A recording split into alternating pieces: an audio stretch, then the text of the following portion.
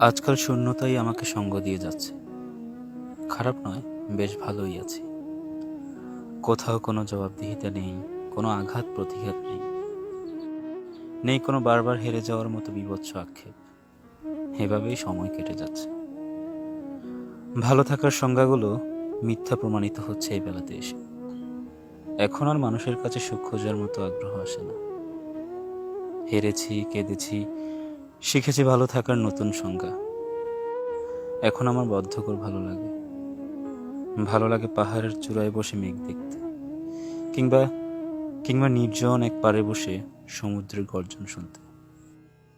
তারাও আমার মতো একা, খুব একা, অথচ কি ভীষণ সুখী। বেঁচে আছে নিজের মতো করে। আমিও এভাবেই বাঁচতে চাই।